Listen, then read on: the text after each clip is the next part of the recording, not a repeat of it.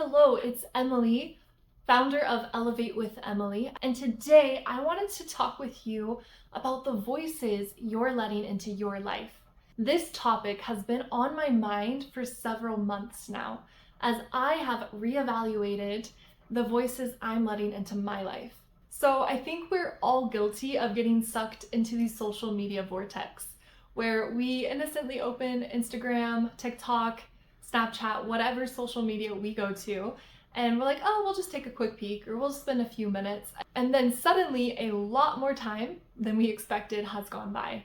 And we've just given an hour or more to this vortex of social media. With the advanced technology today, our computers are so good at knowing what's gonna get us. They know what we're gonna be most likely to click on, read, watch, listen to. They have whole algorithms built around this. It is so important to be aware of the clickbait. During that hour or more a day that we are letting these voices and messages come into our life, we are letting them influence the way that we think. Whether or not we mean to, those are setting our foundation for our worldview, for how we're going to feel, view ourselves, feel about others, view others. To fully assess the impact that these voices and messages have on your life, after watching a video or listening to something, I invite you to ask yourself these two questions.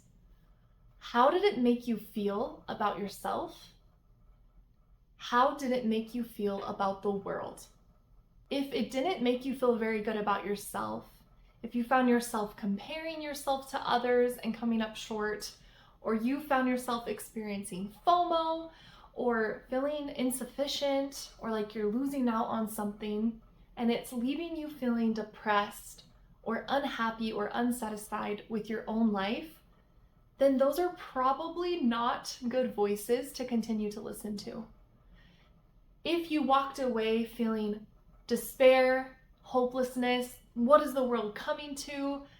The world sucks. There's so many bad, evil, terrible people out there. What can I even do about it? Also, probably not the best voices to be listening to.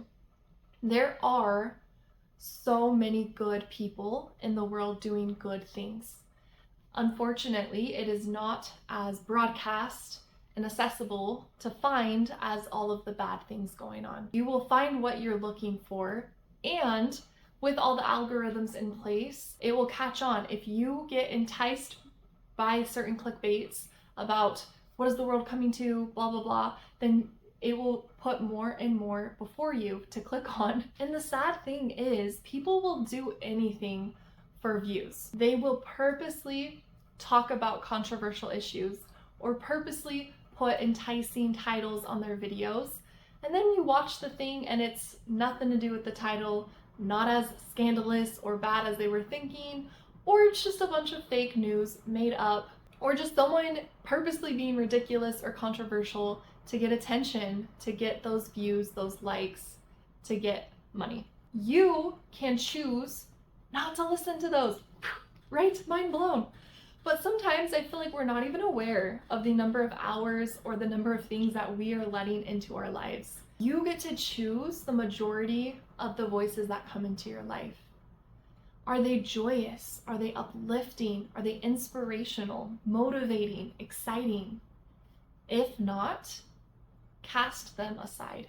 You have the power to remove them. In my own life, I noticed that I was struggling with a lot of imposter syndrome, a lot of comparisons, a lot of feeling inadequate. And I recognized that I was spending a lot of time on my phone, on media apps. I decided to set a goal to track how many hours I was spending on my phone. We never think it's that much, but we don't know if we don't track it. And so the first step to recognizing the voices that we're hearing is just to start tracking and noting what we're listening to and how much time we're listening to it. Every week, my digital well-being report would pop up and I would click on it and look at how many hours in each category I was spending, and then I would save a note on my calendar each week at the end of that week how many hours I was on my phone for that week, so I could track week by week my usage with a goal to cut it down. And it was so cool to see those hours getting cut down and having that correlate with how I was feeling mentally and emotionally. And I mindfully integrated more audiobooks, podcasts, scriptures, and music that was uplifting and edifying. I started tracking the number of hours I was listening to continuing education and therapy trainings, and that was a huge boost to my confidence. I am mindfully and intentionally trying to grow every week as a therapist. I found all the free trainings online that I could and just started listening to them. And then instead of 30 hours on social media or watching videos, it was now 10 hours of listening to these trainings that were helping me to become a better therapist, or spending increased hours in the scriptures or listening to conference talks. I would notice more inspiration and ideas coming into my life. I invite you to do the same. I invite you to start now tracking what voices are you letting into your life. Do you want them there? If not, get rid of them. And how can you add more good voices into your life? What additional podcasts, audiobooks, music, YouTube videos can you include in your daily routines to replace those disparaging negative voices and to uplift and elevate your knowledge and well-being? I'm going to list in the description box some of my favorite audiobooks, music, podcasts that I have found to be so helpful and uplifting. And please share in the comments what good voices you are letting in your life so you can let other people know and they can check it out and be even more uplifted and edified. I know that as you are intentional with the voices you let into your life, you can single-handedly change the course of your life.